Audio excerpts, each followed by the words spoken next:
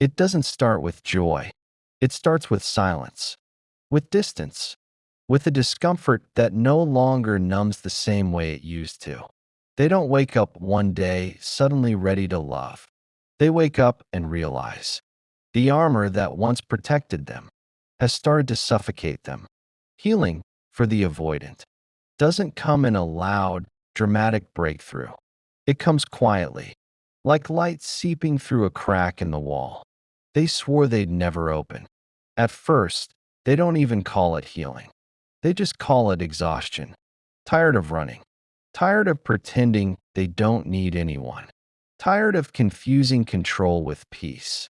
It begins when solitude stops feeling safe and starts feeling like a cage they used to crave the quiet, the freedom of no expectations, no eyes watching them too closely, no heart depending on theirs. But one day, the quiet stops being comforting. It starts echoing.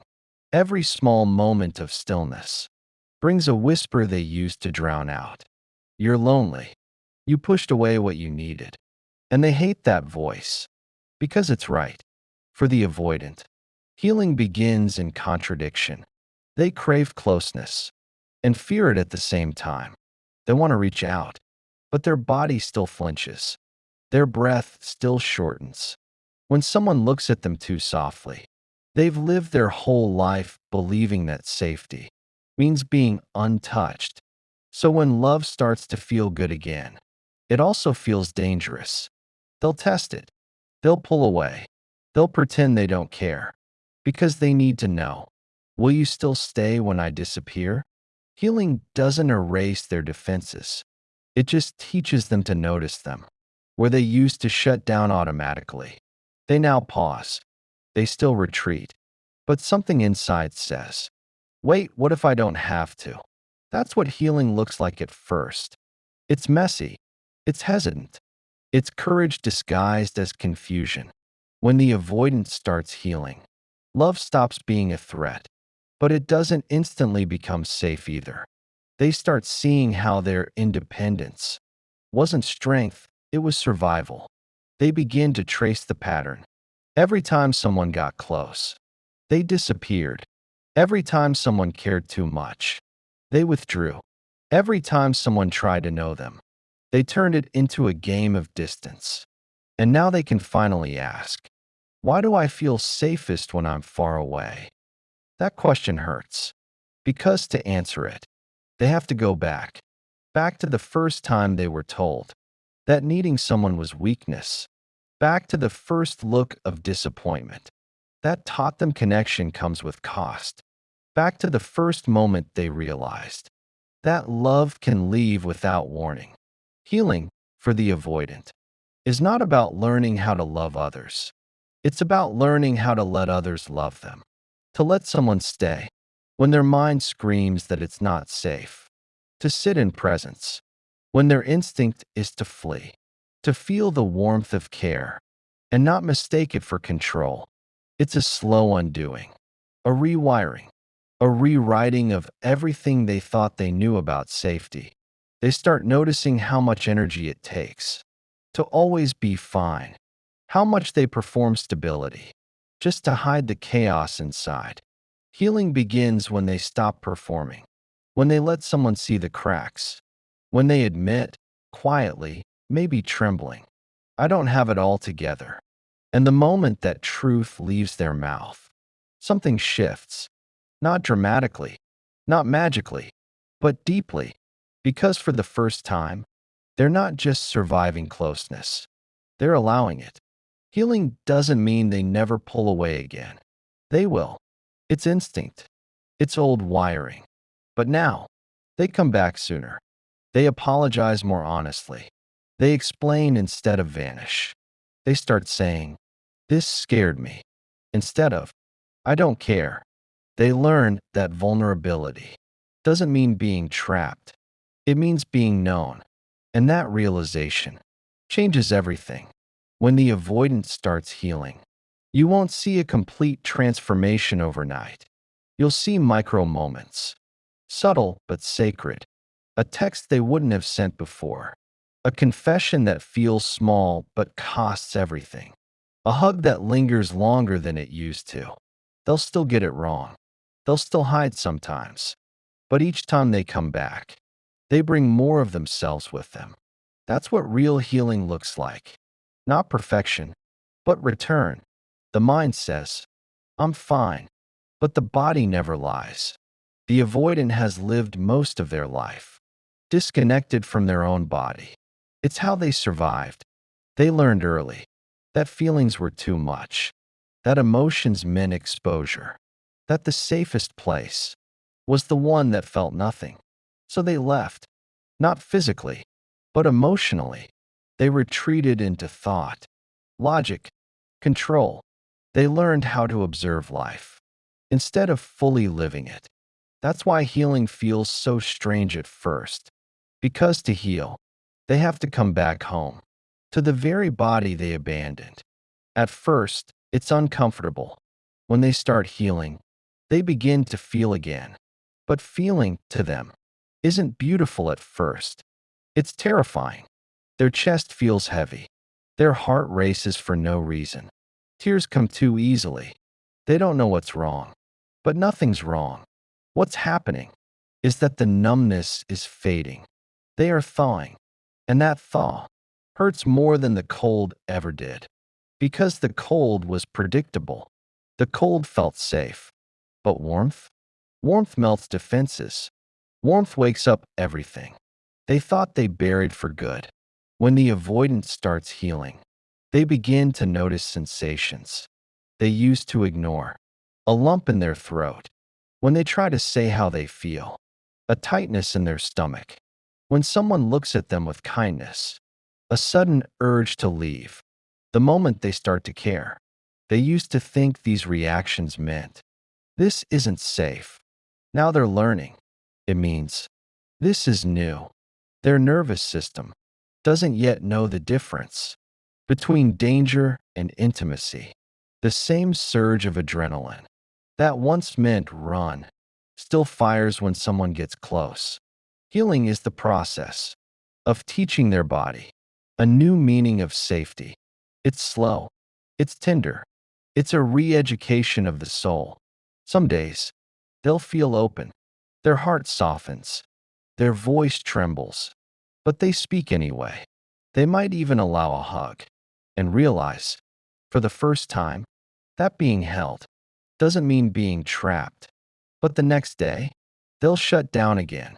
They'll avoid messages, cancel plans, disappear into work or distraction, and then hate themselves for it. But this is how healing looks. One step forward, two steps back, then forward again. It's not weakness. It's integration.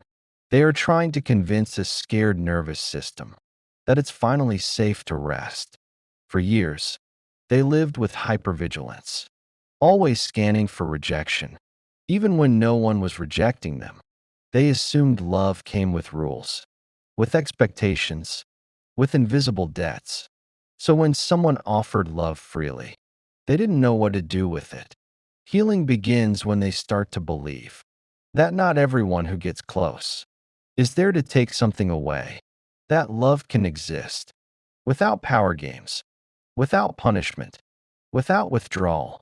That being seen doesn't mean being controlled. It's a slow unlearning. Each time someone stays, after they reveal a flaw, a little more of the armor softens. Each time they express fear, and the other person doesn't mock or leave, the body learns a new truth. Connection doesn't always hurt. Healing for the avoidant isn't about rushing toward closeness. It's about learning how to stay in it, without panic, to sit at a table with love, and not feel the urge to escape, to let silence exist, without needing to fill it, to hold a gaze, and not interpret it as danger, to be cared for, without trying to earn it, to say I miss you, and mean it, without fearing that honesty will cost them their dignity. But make no mistake, this work isn't clean. It's not romantic. It's raw. It's confusing. And sometimes, it's heartbreaking. Because as they heal, They start to see the wreckage they left behind, the people they pushed away, the love they didn't know how to hold, the warmth they turned cold. They grieve, not just the loss of others, but the loss of the version of themselves that never got to feel safe. They realize that their distance wasn't strength, it was fear, dressed up as control. And that realization breaks them open. There's a moment in healing, a quiet, sacred moment, where they stop blaming others and start forgiving themselves. Because deep down, they see it now. They weren't running from people, they were running from pain. They were running from the child who once reached out and found no hand waiting back. Healing means turning around and finally facing that child again, looking them in the eyes, whispering, I see you now. That's when the real work begins. They start feeling compassion for the version of themselves that froze to survive. They stop calling it avoidance and start calling it protection, because avoidance isn't apathy. It's the nervous system's way of saying, this is too much. And when they understand that, they stop fighting themselves and start comforting themselves. They begin to anchor in new ways, slow breathing, gentle routines, small, safe connections. It doesn't look dramatic, but these are the building blocks of change. They're teaching their body that it's safe to stay present. Slowly, presence becomes less threatening. It even starts to feel beautiful.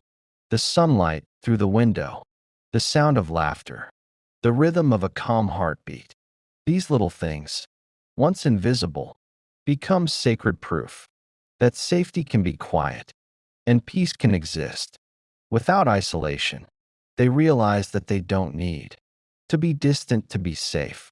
That real safety comes from within, from trust, from consistency, from love that doesn't disappear when it's seen. As the avoidance starts healing, they begin to crave authenticity more than perfection. They get tired of pretending not to care. They get tired of watching people love them from a distance they created. They want to feel now.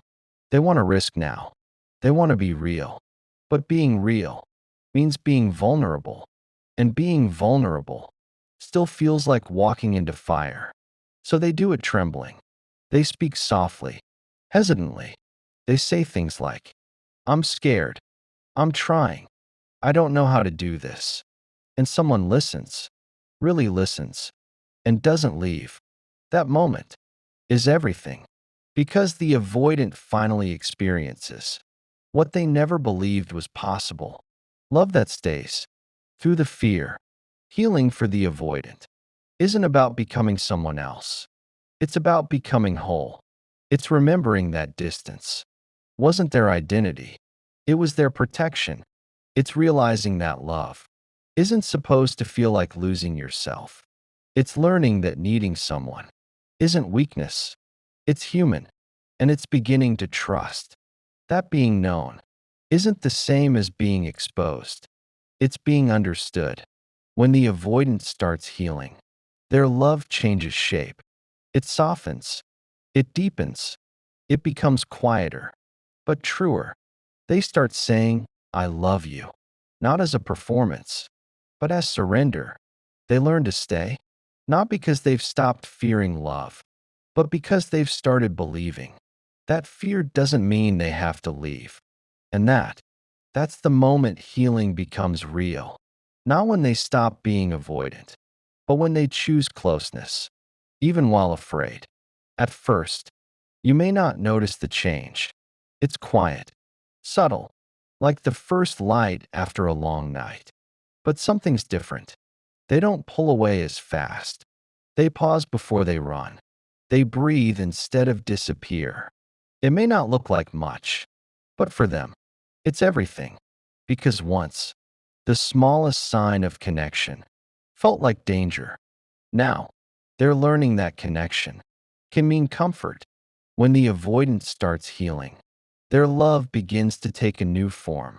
Not loud, not dramatic, not full of words, but full of presence. They may not say, I love you all the time, but they'll start showing it in the ways that matter most. They'll stay in the room when things get hard. They'll listen, not just to respond, but to understand. They'll apologize without defensiveness.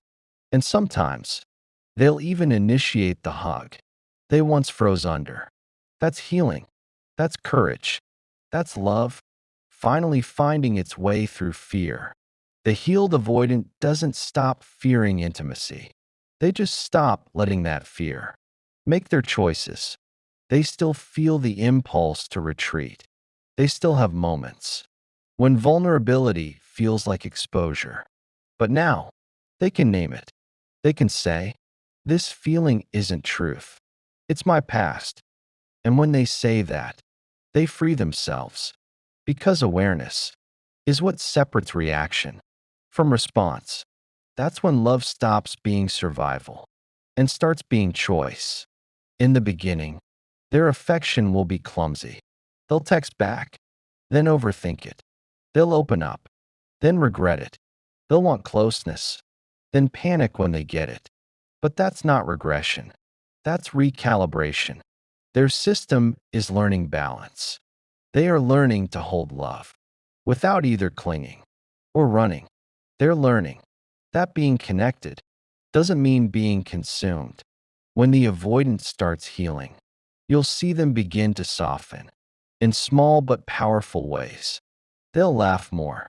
They'll share random stories from their childhood, the ones they once kept hidden because they felt too personal. They'll start saying thank you when someone cares, instead of pretending they didn't need it.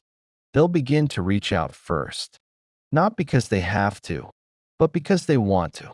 They start to see that reaching out doesn't make them weak. It makes them human. In love, the healed avoidance starts to crave depth, but not the kind of depth that drowns, the kind that grounds.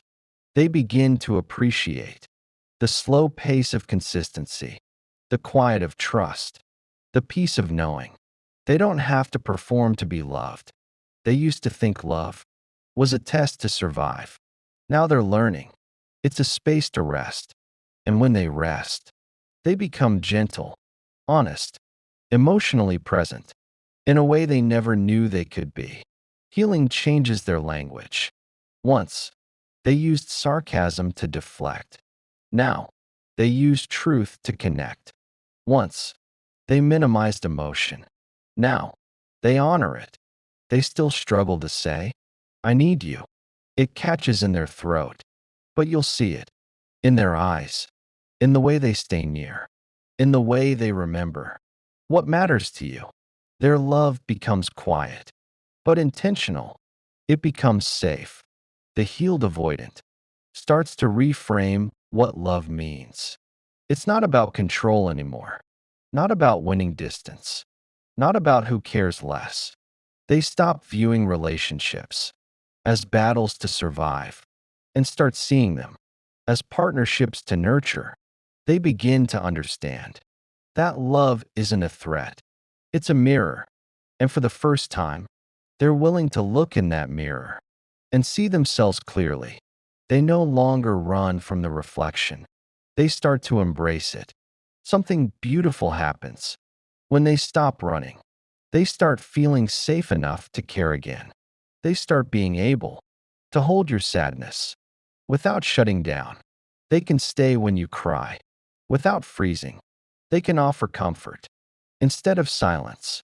They may not say much, but their stillness says everything. They're there.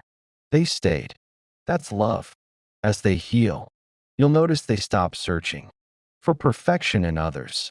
They used to protect themselves by finding flaws, by convincing themselves you weren't right, that you'd eventually leave, that they were better alone. But now, they start to see the beauty in imperfection because they finally see it in themselves. Healing gives them grace for others and for their own past mistakes. They stop chasing safe distance and start building safe closeness. The biggest shift, though, is that they begin to feel worthy of real love, not conditional love, not earned love, not the kind that's hidden behind control. Real love, the kind that sees them, all of them, and stays. Before, they didn't believe they deserved that. They believed safety came from self-reliance, from not needing anyone. But healing reveals the deeper truth. Safety doesn't come from distance. It comes from connection. It comes from allowing others in and trusting they'll handle you. With care, they begin to open up to softness, to laughter that doesn't hide pain, to conversations that don't need an exit, to affection that doesn't need apology. They begin to trust that love can be gentle and still real. That being seen doesn't mean being shamed. That closeness can coexist with freedom. For the first time, they feel what true intimacy is. Not the rush, not the fear, but the calm, the peace of being known and not needing to run. And when they reach that point, they start to give love differently, less guarded, less measured, more real. They love with presence, not performance. They offer honesty instead of half-truths. They build safety instead of walls. They love you the way they've finally learned to love themselves, with patience, with tenderness, with room to grow. That's what healing looks like. It's not about never being triggered again. It's about not letting the trigger make them disappear. It's not about becoming fearless. It's about feeling fear and staying anyway. It's not about erasing the past. It's about understanding it, so it no longer rules the present. When the avoidant starts healing, they don't stop being sensitive to closeness. They just stop being enslaved by it. They start to believe that love and safety can exist in the same place. And that belief changes everything. You'll know they're healing, not by what they say, but by what they start to allow. Because the avoidant rarely announces their change. They live it quietly, softly, almost invisibly. But if you know how to look, you'll see it. You'll see it in the pause, that small second, before they'd normally shut down. And this time, they stay.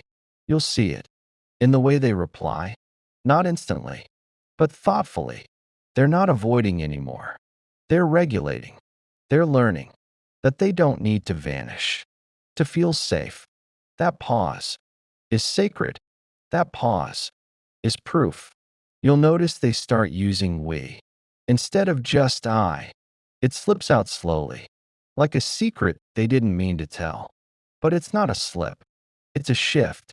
The avoidant who once saw connection as a threat to independence is beginning to see that togetherness doesn't mean losing themselves. Healing teaches them that love and autonomy can coexist, that they can share space without disappearing inside it. They'll start to ask questions, real ones. How was your day? What do you need? Did that hurt you? Once, those words would have scared them, because asking means inviting emotion. And emotion once meant chaos. Now, it means care. They're learning that curiosity is connection, and that empathy doesn't equal entrapment. You'll notice they start showing up in small, consistent ways. A message returned, a plan kept, an effort made. Nothing dramatic, but steady, predictable, safe.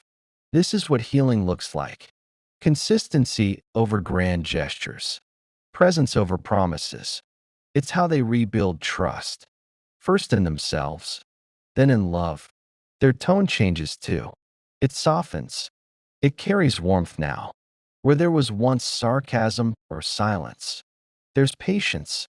They may still struggle to say, I'm sorry, or I miss you, but they'll show it in the way they listen longer, stand closer, or check in when you least expect it. That's their love language. Care without the performance. You'll also notice they stop competing for emotional control. Before, connection felt like a game. Who needs who less? Who cares more? Who can pull away first? But healing ends that. They begin to see that real intimacy isn't a power struggle, it's a shared surrender. They stop keeping score. They start keeping presence. They let go of the need to always be in charge of closeness. And that surrender is monumental. Sometimes you'll find them quieter than before. But this time, the quiet isn't cold. It's calm. They're not withdrawing. They're processing. It's the sound of someone learning to sit with their own emotions without fleeing from them. That stillness means their nervous system is finally finding rest. It's peace, not distance. They might start sharing more about the past, not to dramatize it, but to understand it. You'll hear stories they never told before, moments of hurt, of neglect, of confusion. And when they tell them, they don't sound bitter anymore. They sound reflective. That's how you know. They're no longer trapped in the memory. They're making sense of it. They're no longer defined by pain. They're learning from it. And then there's the look. That brief, quiet look they give you when they realize they're safe. It's not a smile. It's something softer, something sacred. It's the face of someone who never thought they'd find peace in closeness. And now they do. It's fleeting, but you'll feel it. That look is the story of their healing, told without a single word. The avoidant in healing becomes more grounded. They start to hold space for other people's emotions without shrinking. They stop taking every feeling personally. They stop needing to fix everything because healing teaches them presence over performance. They no longer need to control emotion. They can witness it. They realize that love doesn't demand perfection. It just asks for truth. You'll also notice they start having boundaries, not walls. That's a huge difference. Walls were for survival. Boundaries are for safety.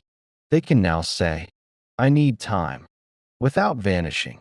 They can say, I can't talk right now, without punishing. They can ask for space and still stay connected. That's what emotional maturity looks like. And for them, that's freedom.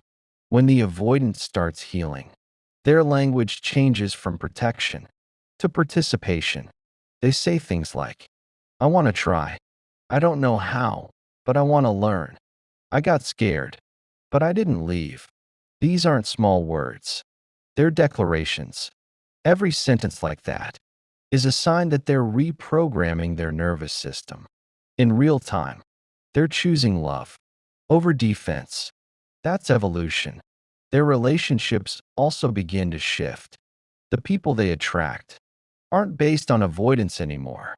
They stop gravitating toward what feels familiar, coldness, distance, unavailability, and they start seeking what feels steady, safe, genuine, honest. They realize that peace isn't boring. It's what they were always missing. That chaos wasn't passion. It was fear. And when they see that, they stop chasing the fire and start building warmth. You'll see them laugh again. But this time, it's not a mask. It's real. It's ease. It's the sound of someone who's finally breathing freely inside their own skin. They start to notice beauty again. They become present in the little things, the sunlight, the music, the people they love, because healing brings them back to the moments they once missed. While protecting themselves, they begin to live again. And when they do, their love changes. They no longer hold you like something fragile that might break them. They hold you like something real they can finally trust. You feel the difference in their touch, their tone, their eyes. It's calm, it's deep, it's grounded, because now they're not loving from fear, they're loving from presence. This is what healing looks like. It's not perfect. It's not linear. It's not loud. It's human. It's honest. It's quietly powerful. It's the kind of change that doesn't ask to be seen, but you can feel it in everything they do. And once you do, you realize the avoidant never lacked capacity for love. They just lacked safety. And now, they're finally finding it. When the avoidant heals, something miraculous happens. Love stops feeling like a risk and starts feeling like a return to something ancient, something quiet, something they didn't even know they'd been missing. Because healing isn't about becoming someone new. It's about remembering who they were before fear taught them to hide. They begin to love from a place of rest, not resistance.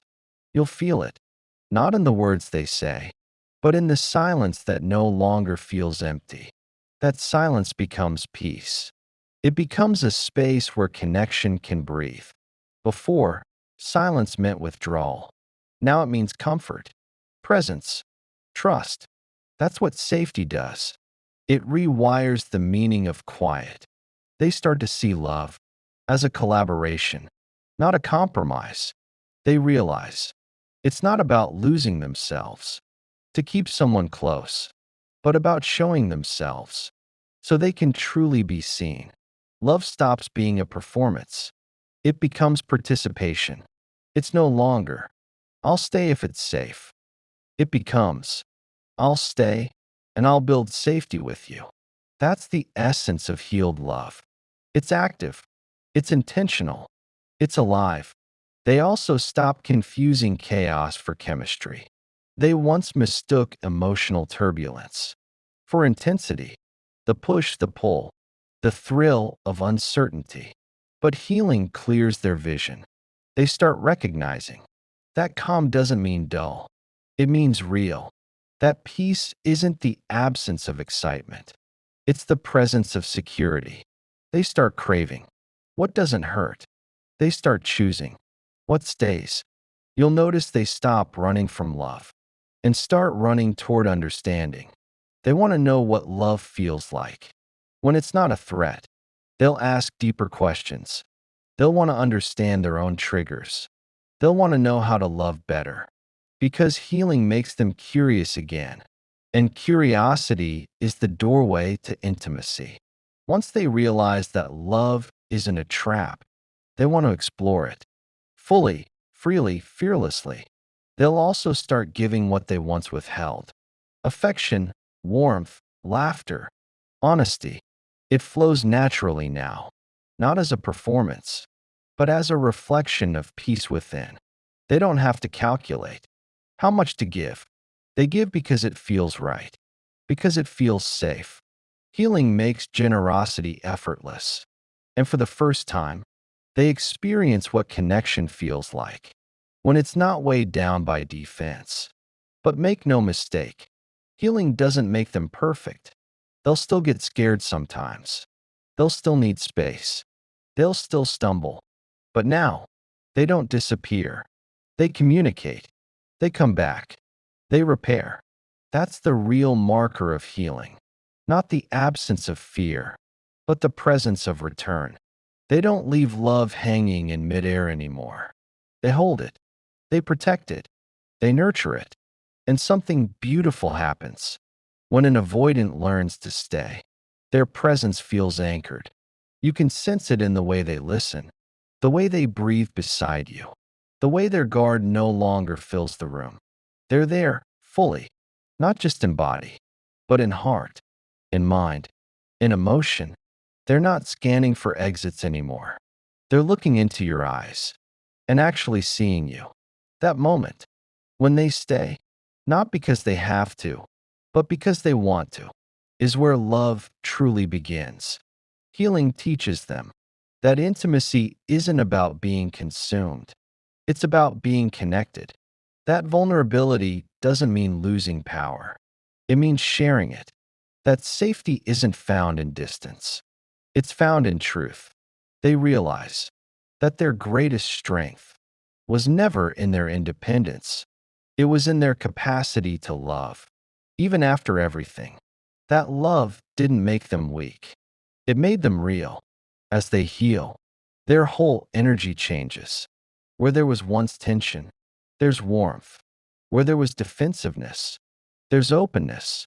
You can feel the difference, not just in how they act, but in how they make you feel. Their love starts to settle you. It grounds you, because healed people bring peace, not confusion. And maybe the most beautiful part of all, they begin to forgive themselves for the walls, for the distance, for the ways they once pushed away. What they most wanted to keep. They finally understand that it was never about not caring. It was about not knowing how. And once they see that, the shame starts to dissolve. They meet themselves with the same gentleness they once denied others. That's where true freedom lives, in self-forgiveness. From that place, they love differently, not from hunger, not from fear, but from abundance. Their love becomes rooted, not reactive, expansive, not exhausting. They can now hold someone else's heart without losing their own. And when they do, love becomes something steady, safe, and sacred. That's what it really looks like when the avoidance starts healing. Not a grand transformation, not a dramatic revelation, but a slow, steady return to what's real. It's the soft unlearning of protection, the quiet reopening of trust, the gentle decision to stay, even when it feels uncertain. It's the realization that love doesn't have to be survived, it can be lived. So if you've ever loved someone who needed space to grow, or if you were the one who needed space to feel safe, remember this: healing doesn't erase the past, it redeems it. And love, real love, waits on the other side of that redemption, not as a rescue, but as a home. When the avoidance starts healing, love stops being a battlefield and starts being a place they can finally rest.